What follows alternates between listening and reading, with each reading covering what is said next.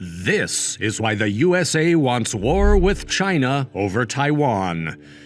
Since 1949, Taiwan has operated independently of China, yet Beijing still considers the island part of its territory. Beijing has sworn to ultimately unify Taiwan with the mainland if necessary through force. Anxieties are increasing. The independence-supporting party platform of Taiwanese President Tsai Ing-wen has criticized Beijing's efforts to erode democracy. Taiwan is under increased political and military pressure from Beijing. Some observers worry that a conflict between the U.S. and China over Taiwan may result. When Nancy Pelosi, the Speaker of the U.S. House, visited the island in 2022, tensions between the two nations grew. Let us look into what is causing the stir and the United States' take on the issue.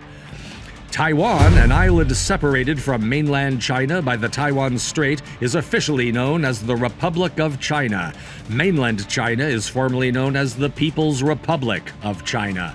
Taiwan has had a separate constitution and a democratically elected government independent of the PRC since 1949.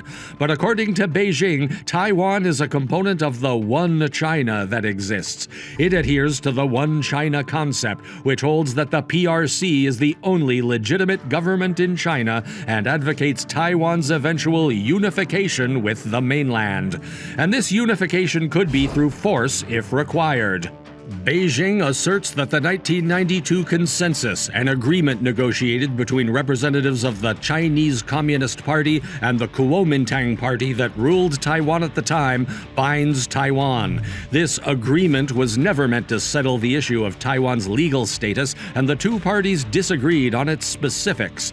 The 1992 consensus, according to Chinese President Xi Jinping, indicates an understanding that the two sides of the strait belong to one China and would work together to seek national reunification.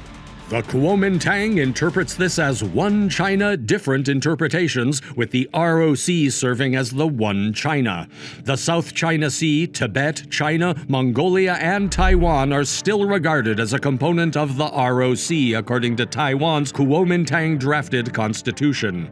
The Kuomintang has often demanded tighter ties with Beijing and opposes Taiwan's independence, but Kuomintang leaders have debated whether to alter the party's position on the 1992 consensus in light of recent electoral defeats. The Democratic Progressive Party, the Kuomintang's main adversary, has never embraced the agreement outlined in the 1992 consensus. President Tsai, the DPP's leader, has steadfastly refused to acknowledge the deal. Instead, she tried to devise a different phrasing that Beijing would accept. Tsai stated that she was elected president in accordance with the Constitution of the Republic of China, which is a One China document, in her 2016 inauguration speech. She also pledged to safeguard the sovereignty and territory of the Republic of China. Additionally, Tsai vowed to conduct cross-strait affairs by the Republic of China Constitution, the act governing relations between the people of the Taiwan area and the mainland area, and other relevant laws and regulations.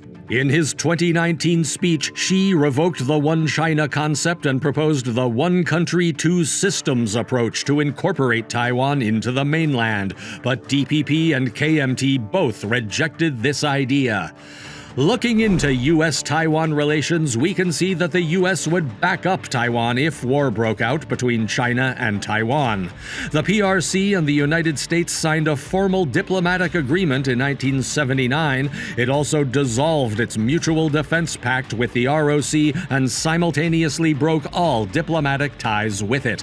However, the United States maintained a strong, unofficial relationship with the island and provided its military with defense equipment. Over Chinese protests, the United States strengthened ties with Taiwan under President Donald Trump by giving the military weapons worth more than $18 billion and announcing a $250 million complex for its de facto embassy in Taipei. Similar steps were taken by the Biden administration, which upheld the Trump government's decision to permit more open meetings between American and Taiwanese officials while continuing arms sales. And the Biden administration has already responded that the U.S. will intervene if China mounted an unprovoked attack. President Biden publicly responded yes when asked if he would defend Taiwan from an assault by China. The conflicts have burst out in the open in recent times, and the Chinese military pressure has reached new levels. Massive exercises in 2022 were seen as a partial test run for a blockade or invasion. Joseph Wu, Taiwan's foreign minister, denounced the drills. This was followed by the visit of U.S. House Speaker Nancy Pelosi to Taiwan in August 2022. But again, the exercises from the Chinese side came up. With major military drills taking place miles off the coast of Taiwan, China is one step closer to striking Taiwan. According to senior defense officials in Taipei, 12 Chinese warships encircled the island, simulating a sea and air blockade for the second time in 8 months. According to American intelligence, President Xi Jinping is giving orders to the People's Liberation Army. The PLA was instructed to be prepared to annex Taiwan by force by 2027. According to a U.S. general, it might occur even sooner. If the U.S. and China start a war over Taiwan, it would not only be a war between two powerful armies, but also between two super nuclear power nations. The possibility of this war escalating to World War III is high. But what is so special about this small island of Taiwan that the U.S. is ready to fight mighty China if needed?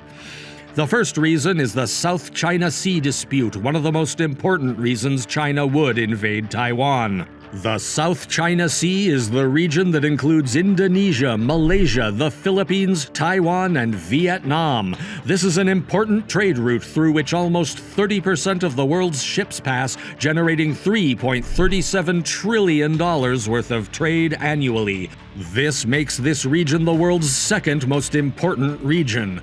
Also, this region has huge reserves of untapped natural gas and oil reserves, making this a military strategic importance over the rest of the world for the country that rules this maritime region. China is so keen on taking over this region that they have placed ships and built artificial islands, and if China invades Taiwan, then China will have the upper hand on the world's most important trade route and a region of strategic military advantage. The second reason is that if the U.S. does not defend Taiwan now, the safety reputation of the United States will be put into question. Many countries with which the U.S. has signed a defense pact, including Japan and other countries, including the NATO allies, will become extremely offended, and the political relationship with these countries will be affected. The most important element of the semiconductor dilemma comes in third. For those who don't know, semiconductors are unquestionably among the most crucial parts of the globe. This is because they are found in practically every technology you use, from your phone to your oven, your lights, and even your cars. Fun fact, if you look at the global market for semiconductor contractors, South Korean manufacturers account for 17% of the market compared to China's 6% and the rest of the world's 13%. With that, we come to the end of today's video.